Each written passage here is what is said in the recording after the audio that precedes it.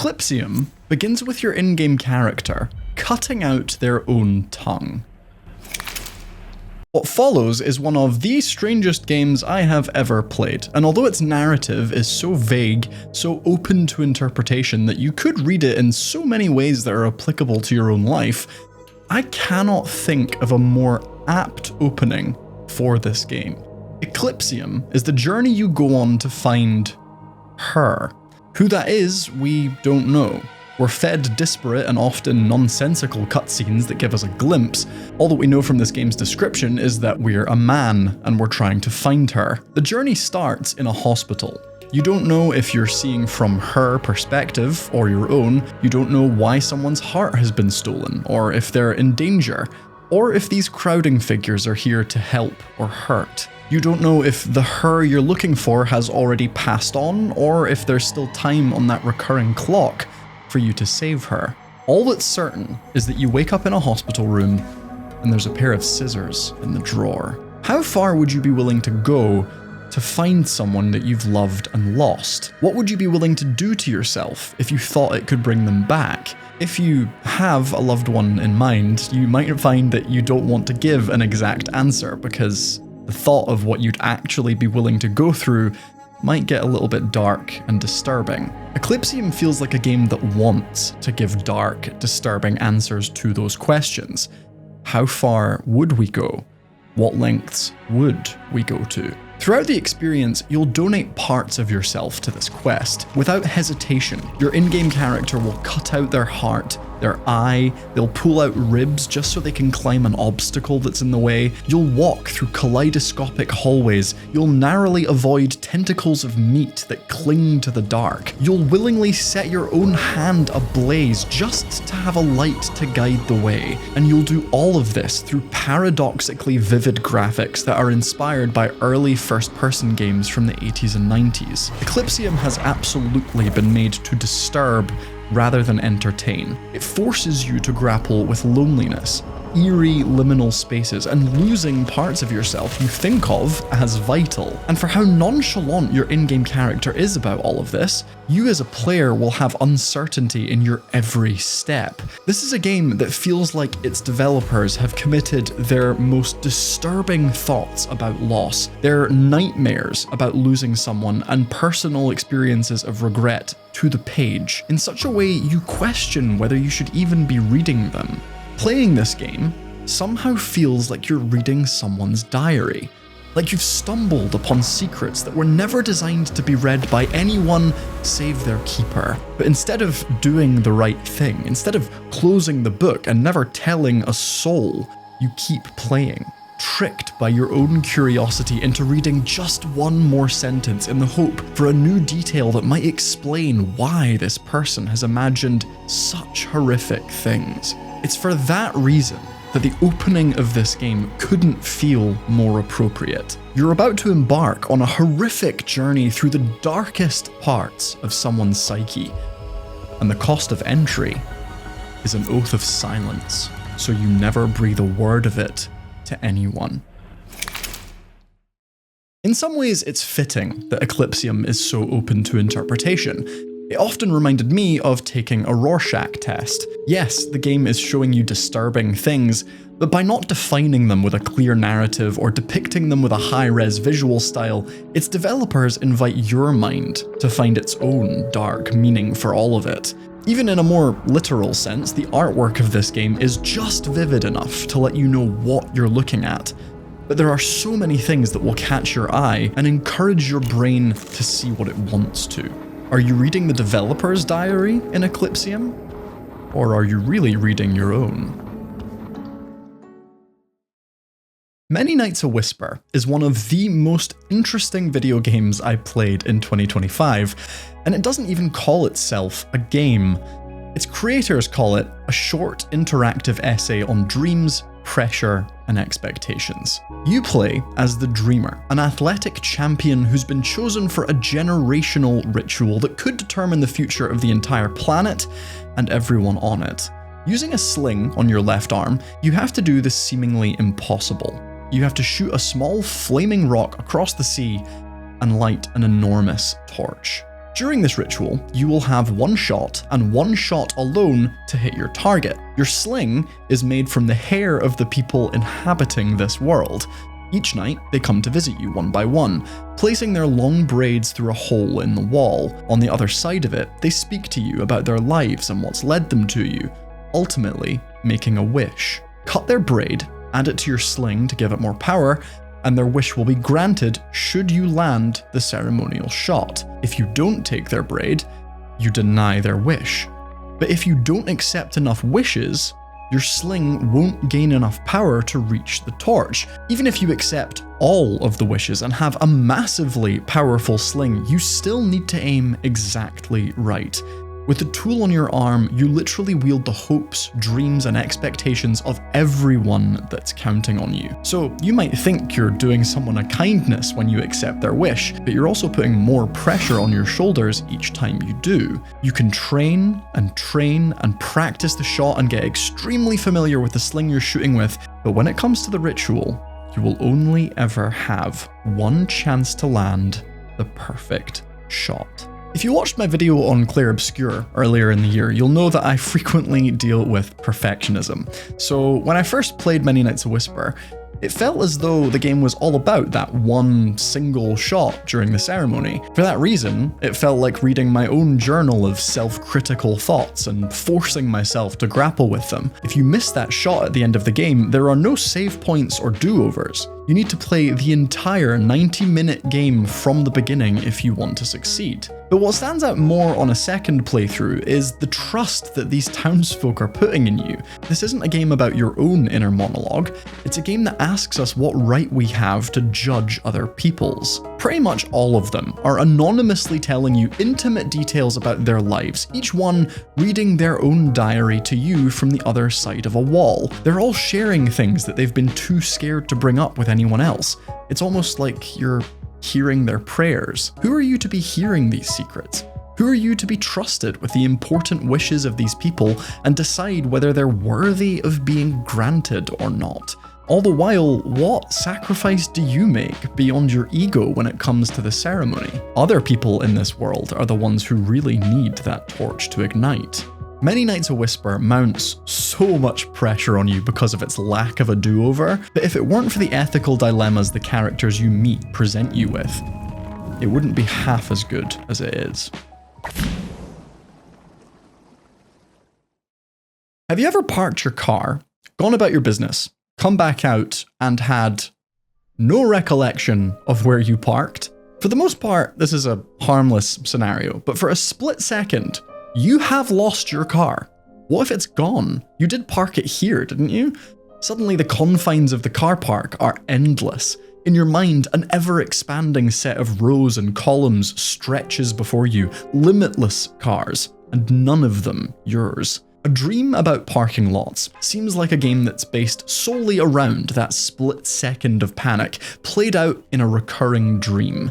Each level is a new night, a new dreamscape maze, and a new car for you to find. The creator of this game combines unsettling exploration with dialogue choices as he divulges the details of these dreams to a therapist. At first, it's like taking another Rorschach test. Are we getting an insight into the developer's psyche? Maybe, but the dialogue choices let us decide how these recurring dreams make us feel. As the game goes on, the lines start to blur. The creator extends their own hand, layering the dream with some surreal self-awareness, even admitting that this isn't a dream anymore, it's a game they're in the process of making, and the first batch of dialogue they intended for this section wasn't interesting enough. A Dream About Parking Lots isn't going to disturb you like Eclipsium is, even if its levels can sometimes feel a bit like the endless hallways of pools. Don't get me wrong, it can certainly feel unsettling at points, especially when you first start playing and you're not really sure what to expect. It's not long before that slight fear of exploring a liminal space melts away though, and searching for your car becomes this oddly calming, mundane process. What's more, questions from your therapist almost fly in the face of the game's slightly spooky aura. Why does the parking lot make you feel uneasy? Is there someone watching you? Following you? Why do you need to find the car anyway? Is it even your car? Why do you feel this need to escape the parking lot? Each question begins to break down any untrusting nerves that are lingering because you realize that there's nothing actually scary about an endless parking lot. Other Backrooms style games want you to feel creeped out. I think that's why A Dream About Parking Lots stood out to me. At first, it hooks you in with that sort of atmosphere, but in reality, it's much more about dissecting what this recurring dream meant to the developer. Soon enough, the branching dialogue starts to converge, and as he answers the therapist's questions, the game's creator starts to give us a behind-the-scenes look at his mindset while making this game. In one later dream, that feeling of needing to escape the parking lot became the sticking point of the conversation. As the developer breaks the fourth wall more and more, he starts to interpret looking for his car as the various busy work that blocks him creatively and makes working on his game seem like a mountain he needs to climb. A Dream About Parking Lots can kind of make your head hurt with its layered self-awareness, but when it gets to this point, it feels as though the author is giving us a look at his project diary for the game that we're playing. While it isn't nearly as uncomfortable in its content, that same feeling from Eclipsium pops up again. Should we really be given this peek behind the curtain?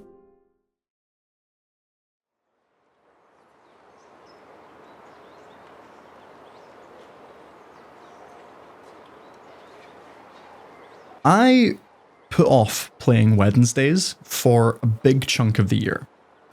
From the off, this game tells you that it's about child sexual abuse, which is just about as heavy a topic as a video game can hone in on. Since playing games is a hobby we all take part in during our spare time, I didn't necessarily see one that was about this topic being a nice way to kick back for an evening, so I stalled. To be honest with you, I'm really sad that I did, because I think that this is one of the most powerful, well-written, and important games that has released in 2025. Wednesdays centers on a character named Tim. It's unclear if Tim is a pen name for one of the game's developers. It's not confirmed whether Tim's story is real or inspired by accounts of survivors, but this story is told exclusively through Tim's memories. Interestingly, for a main character in a video game, we don't actually play as Tim for most of it. We play as his family, friends, and loved ones, who the development team call the true heroes of the story. The first thing that you might notice about Tim is that his head is a cube. We're not told why, the game doesn't explain it right away, but it soon becomes clear that he isn't the only person in this story with a cube-shaped head. Other characters we meet also wear this box for a head, and it doesn't debilitate them. They live their lives as anyone else would, but no one ever talks about it.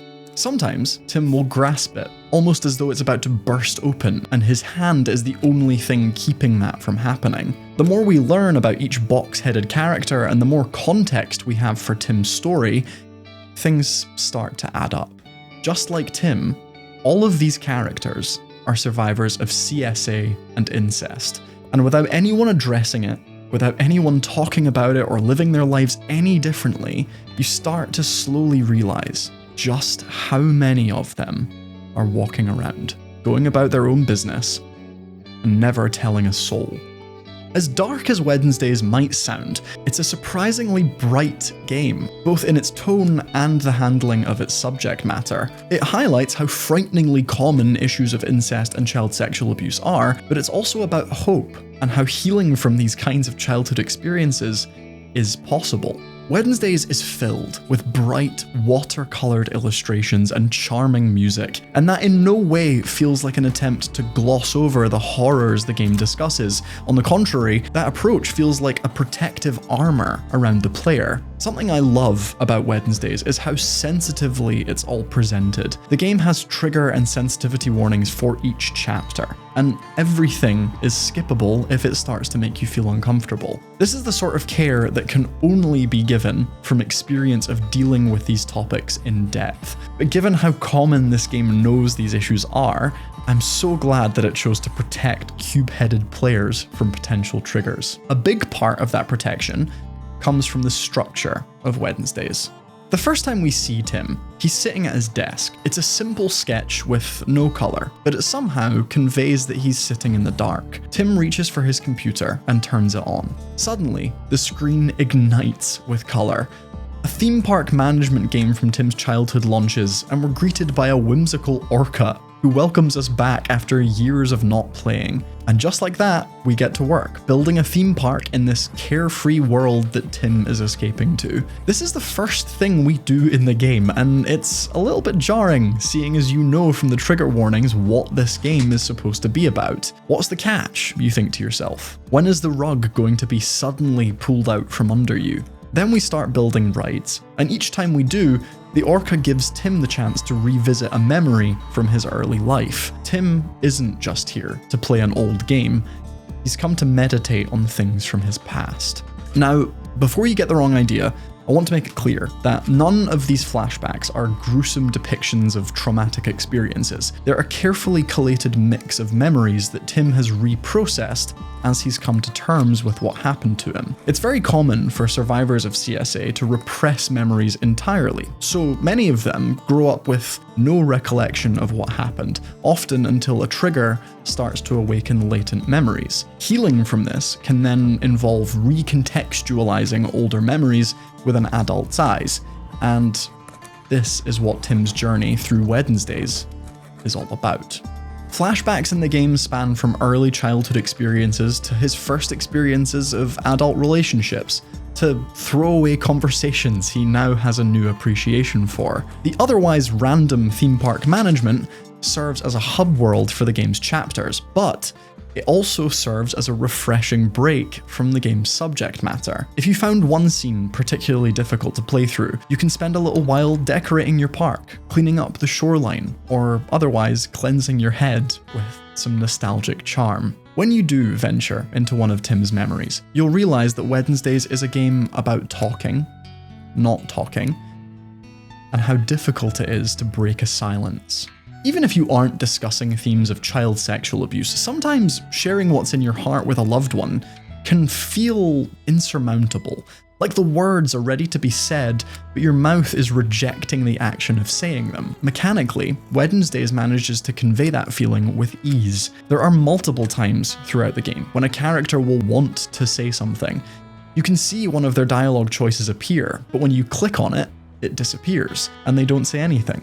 Confused, you'll choose the remaining two options, and each time you do, the dialogue they don't want to say will replace them. Almost like an intrusive thought, an inevitability they're slowly working up the courage for. No matter if it's their outreach of love or support, or a regretful admission, or someone simply trying to avoid saying something, this hits every single time. And it's a beautifully simple way to convey how tricky it can be to put ourselves in vulnerable positions. Wednesdays plays like a visual novel, but its gameplay and its perspectives and its overall narrative are all so engaging that I felt just as involved in playing it as I would a first-person shooter or a 2D platformer. The dialogue is written with care and empathy, so much so that there were plenty of moments where I stopped in stunned silence at how eloquently it put a hard truth forward. The creatives behind Wednesdays deserve so much praise, and I want to reiterate that I think they have made the most important video game of 2025.